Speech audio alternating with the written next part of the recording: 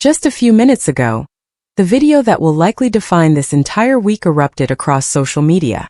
You can hear shields hitting the ground, see officers losing balance, and watch a wave of people push straight through police lines. For a frightening moment, the very people tasked with keeping control were knocked to the pavement. This isn't a headline clipped for effect.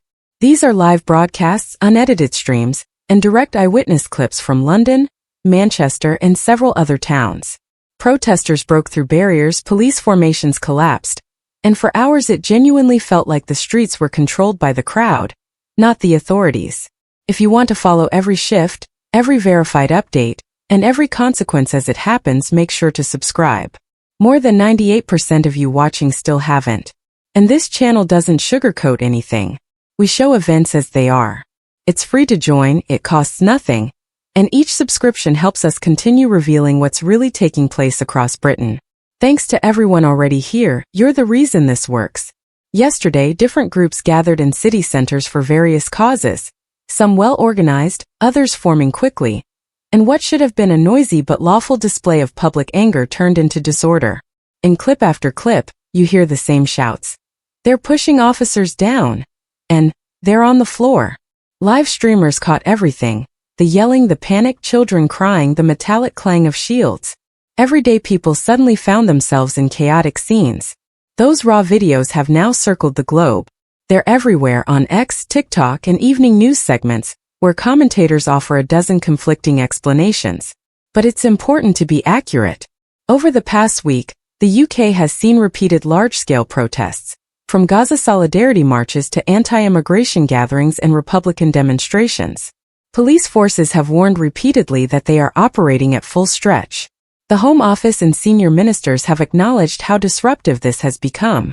And this week, the government took steps to expand police powers, giving officers more authority to limit repeat demonstrations in the same locations.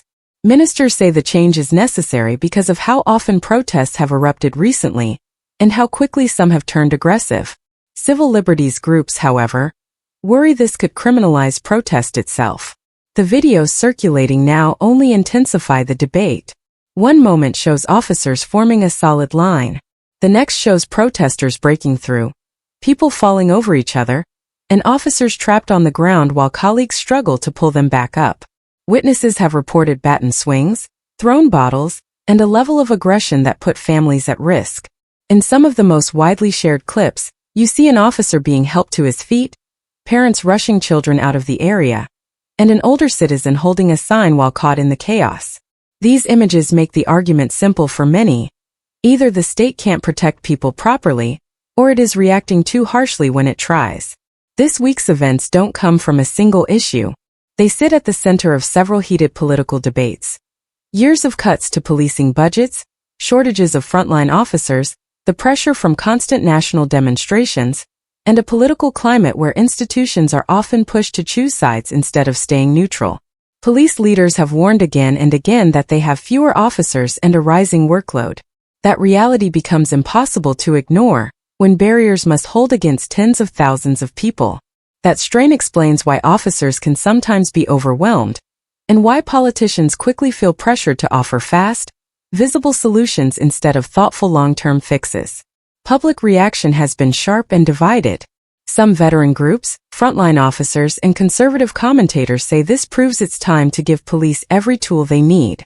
Civil liberties advocates and many protesters say the opposite, that increasing force will only escalate tensions and restrict basic rights. Part of the confusion comes from context.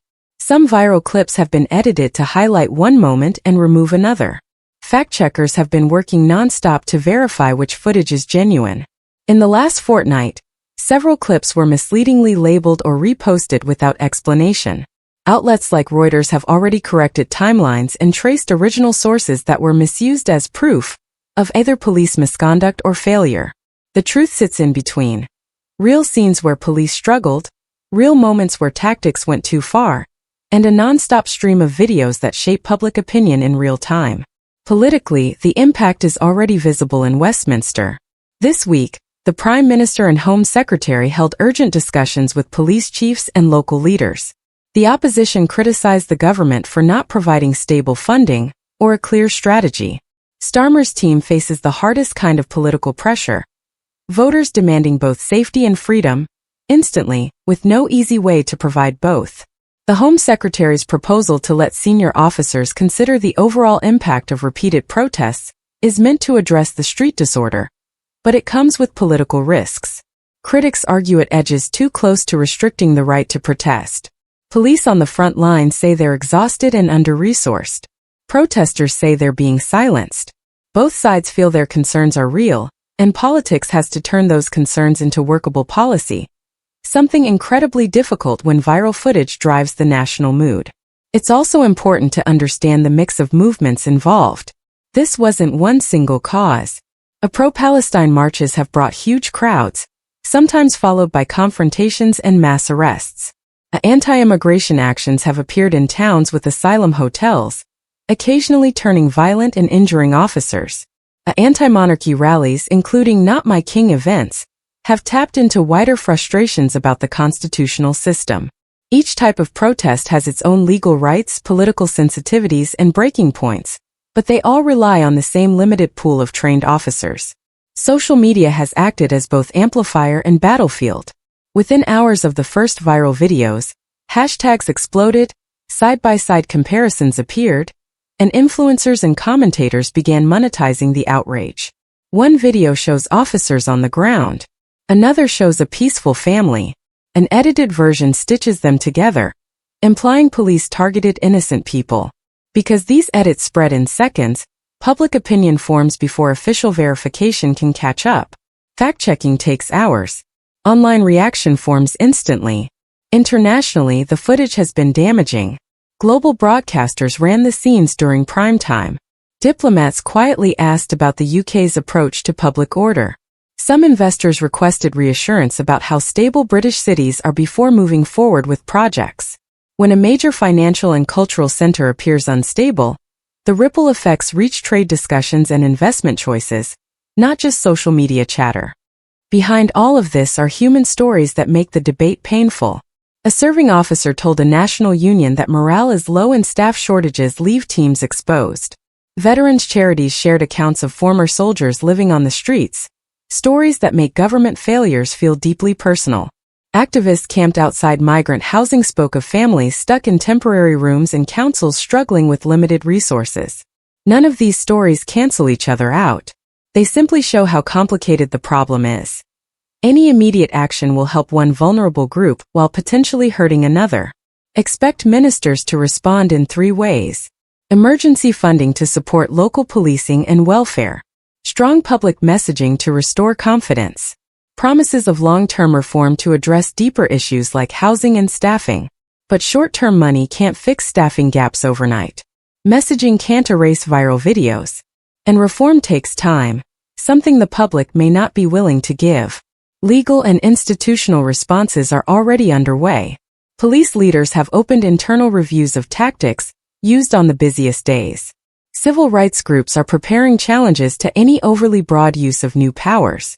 Parliamentary committees have signaled they will hold hearings to understand what failed and why.